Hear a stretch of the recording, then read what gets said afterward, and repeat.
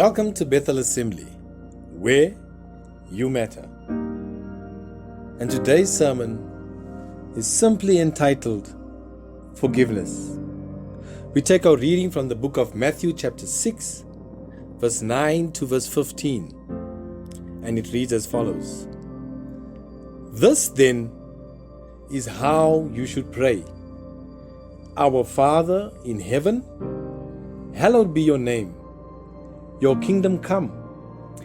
Your will be done on earth as it is in heaven. Give us this day our daily bread, and forgive us our debts as we have also forgiven our debtors. And lead us not into temptation, but deliver us from the evil one. For if you forgive other people when they sin against you, your heavenly Father will also forgive you.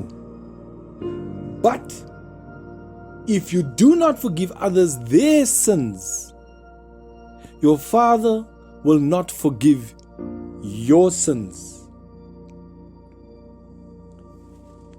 Jesus is here in Matthew chapter 6, in part of his Sermon on the Mount, teaching his disciples how to pray. He tells them, don't pray to be seen by others. And when you pray, don't keep babbling. And in verse 9, he gives them an example of how they should pray. And in verse 14 and 15, immediately after that example, he says, because if you don't forgive others, God will not forgive you. Of all the things that he could have emphasized from that prayer, how God provides for our daily needs, how his will be done on earth as it is in heaven, Jesus chose to emphasize the part that speaks about forgiveness. He is saying, in essence, if you are to take anything from this prayer or learn anything from what I have just told you, it is this. Forgive others so that your heavenly Father will also forgive you. Forgiving someone is most probably one of the hardest things that we can do. But to God, it is very important.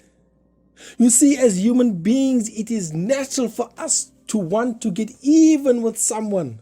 It is natural for us when someone has wronged us to expect that person to acknowledge that they have wronged us and to come and ask for forgiveness. It may be easy for us to overlook a small offense, but the bigger the offense, the harder it is to forgive.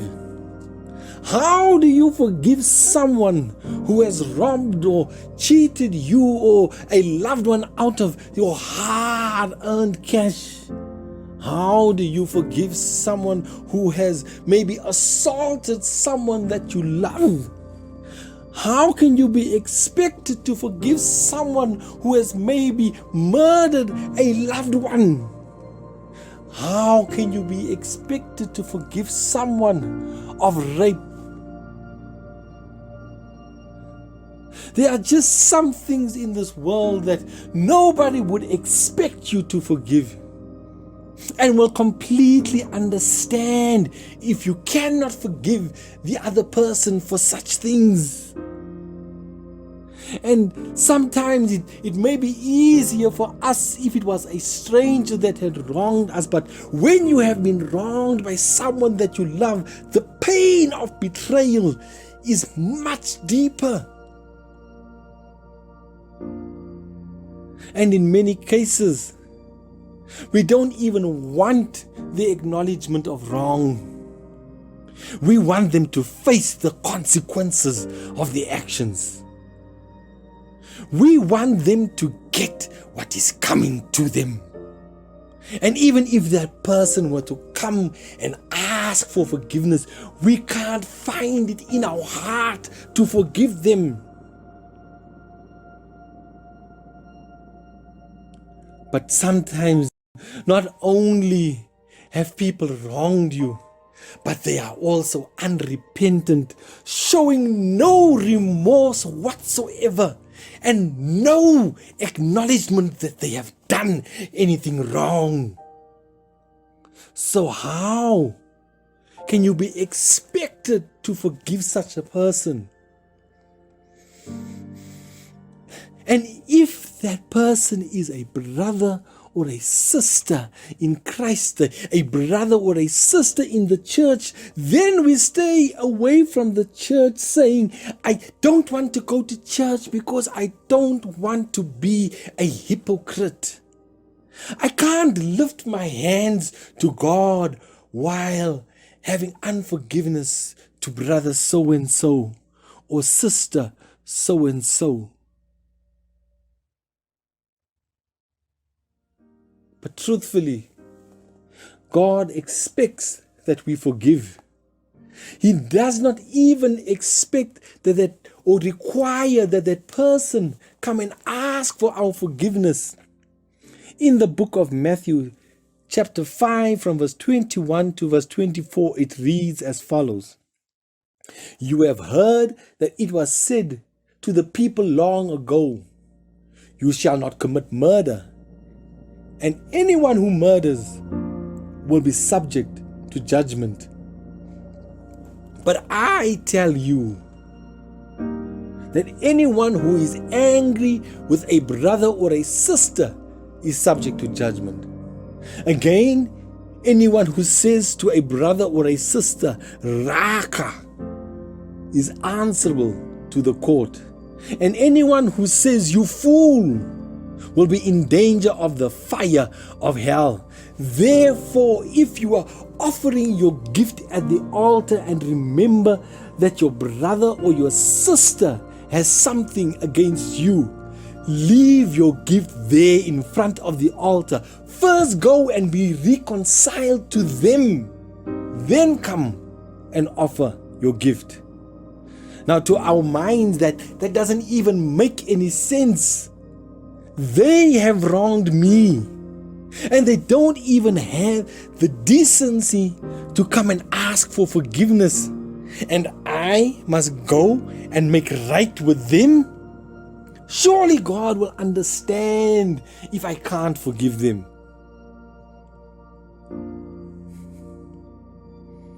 But Matthew chapter 6 verse 15 says that, but if you do not forgive others their sins, your Father will not forgive your sins. And even more than that, God expects your forgiveness to be sincere and from your heart. None of this, I will forgive, but I won't forget. In Matthew chapter 18, Jesus tells the parable of the unmerciful servant. There was a servant who owed a king a great deal of money, and he was not able to repay. The king ordered that he and his wife and his children be sold to repay the debt. And then he fell on his knees and he begged the king for mercy, and the king took pity on him and cancelled his debt.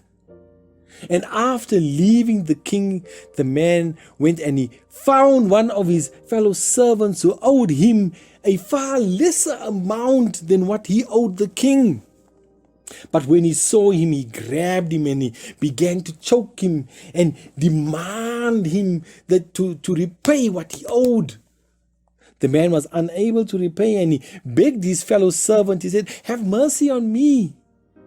But instead, he had him thrown into prison until he could pay back what he owed.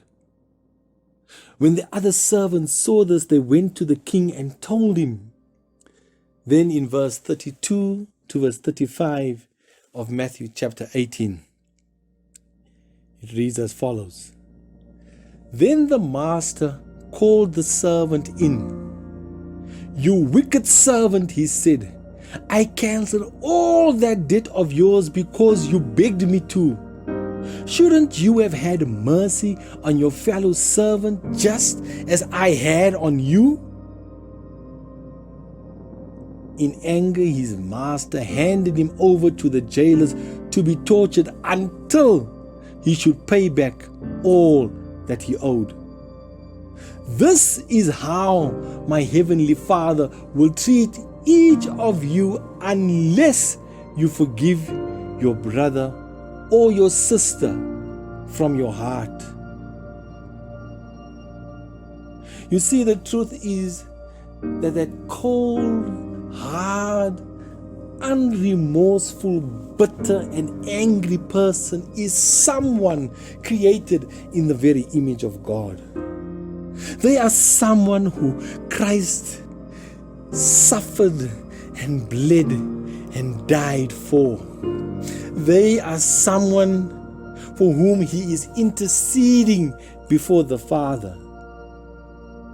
They are someone with whom the Holy Spirit is pleading to come to repentance.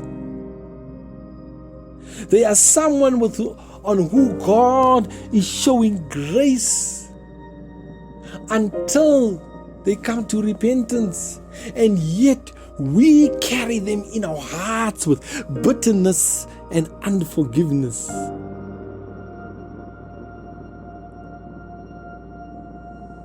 Because they never came to me and asked me for forgiveness. But there is not one person on earth who asked God to leave his throne and glory and come and die for the forgiveness of their sins, but he did so nonetheless. And truthfully, while we were still unrepentant sinners, Christ died for us. How? Then how are we expected to forgive? September of 2018, there was a story of a young African American man by the name of Bethel. He loved the Lord dearly, and he was at home in his apartment when an off-duty officer by the name of Amber Geiger came home.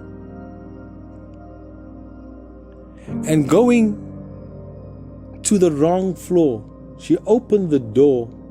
Seeing Bethel, she opened fire on him, shot and killed him.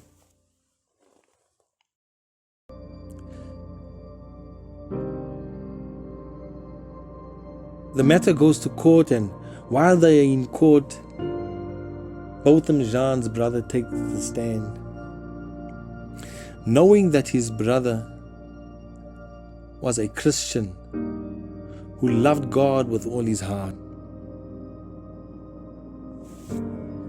he took the stand and he said to the police officer that, "I don't hold anything against you. I don't wish you any harm. In fact, I don't even desire that you go to prison. My desire for you is exactly what I know that my brother would have wanted for you. And that is that you would make Jesus Christ your Lord and your Savior."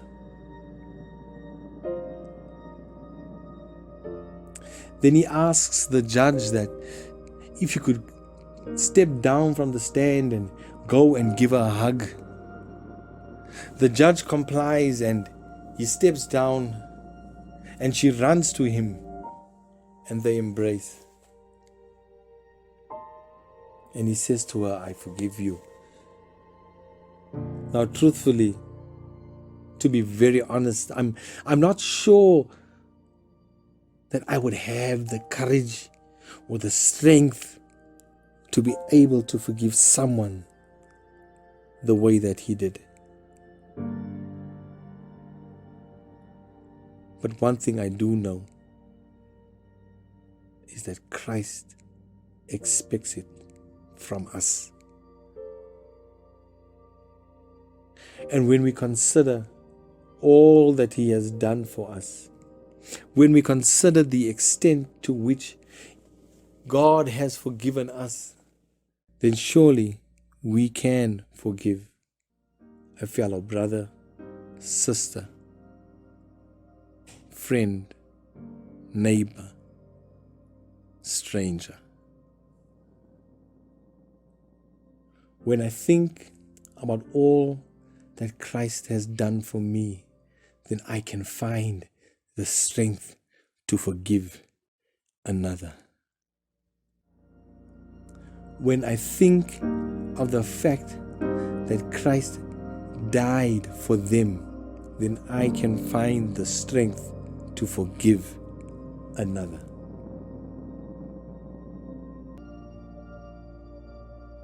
Because if you do not forgive someone when they have sinned against you, then neither will your Father in heaven forgive your sins.